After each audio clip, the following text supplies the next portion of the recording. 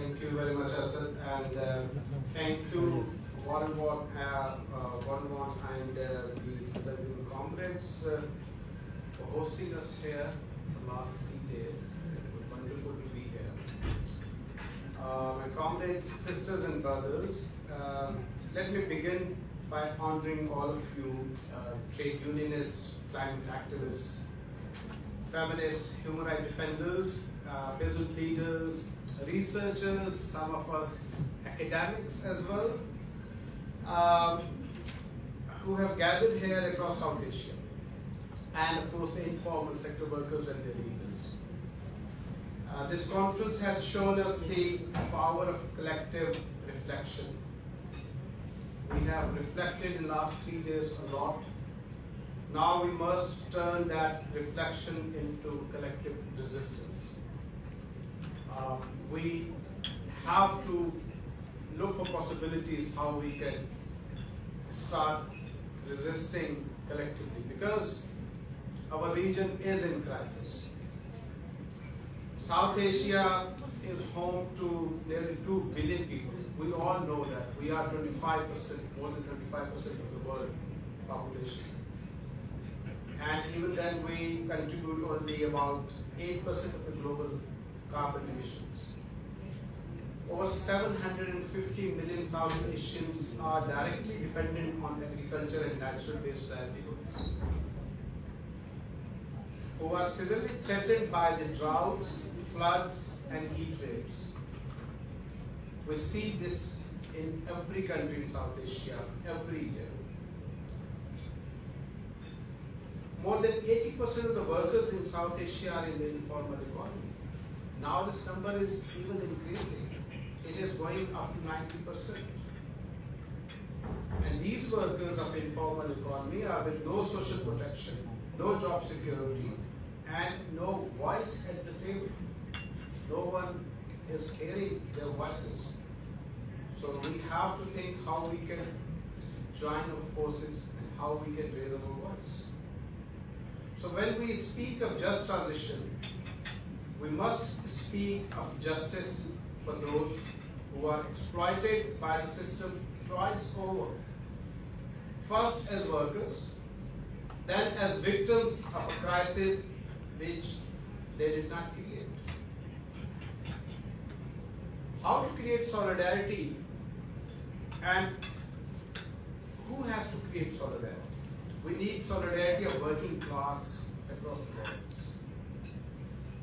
We must conclude in this conference with the reaffirmation that just transition is a class struggle. It's nothing but a class struggle. It is not a technocratic adjustment. It is a fight for workers' power, for public control, and for social ownership of resources.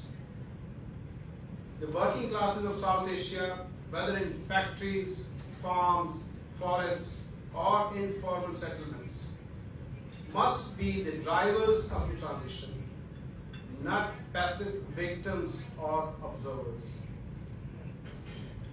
And who created this crisis? The crisis is capitalism, not the climate alone. Let us be clear, climate change is a symptom. The disease is the capitalist system that exploits labor, loots nature, and prioritizes profit over people. We cannot green the same system that created the crisis. We must replace it. All the countries in South Asia, almost all the countries in South Asia are facing the debt, austerity, and the neocolonialism. We are trapped in debt, structural adjustments, and IMF dictated austerity. Pakistan spends more on debt servicing than on education and health combined. Sri Lanka's economic collapse was not because of internal mismanagement, but it was was created by external debt, bondage, and IMF austerity. Across region, climate finance is a myth, while military budgets and corporate subsidies are growing all the time. These are not just economic policies, they are forms of modern imperialism that steals the future of our people. A just transition is impossible under debt bondage. We must demand for debt cancellation, not debt restructuring. Privatization and market-based solutions have failed our people. We must reclaim the commons. Energy, transport, healthcare, and food systems must be brought under public ownership, and education system as well. These systems must be run under democratic control of the workers and communities. Only then we can ensure a transition that meets social needs, not corporate greeds. No green transition without red politics. Be clear about that. I am clear about that. And I think most of us are clear about that. Labor unions, peasants organizations, fisher folk movements, street vendors, including women and youth, must be at the center.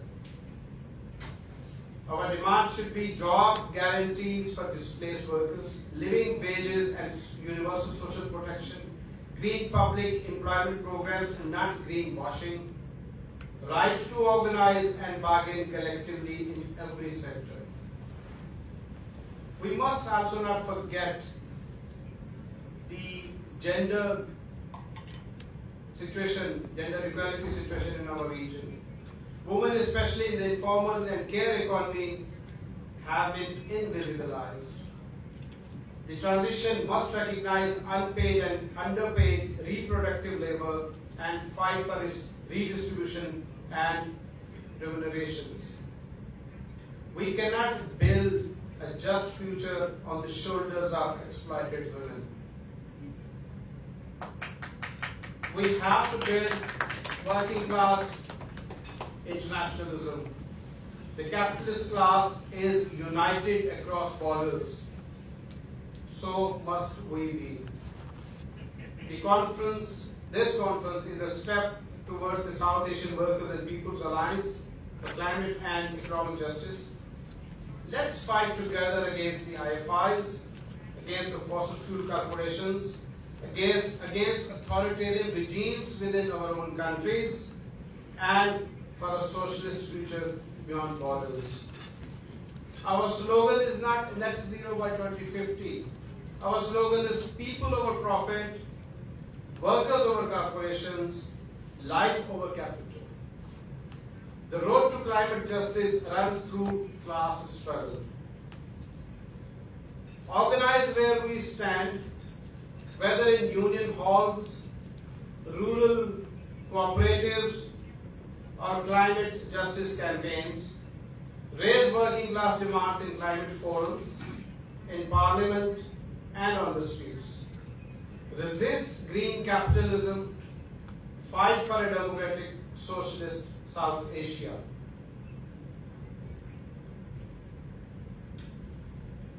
As we leave here today, let us carry not just anger, but revolutionary hope. As Rosa Luxemburg said, the future belongs to socialism or barbarism.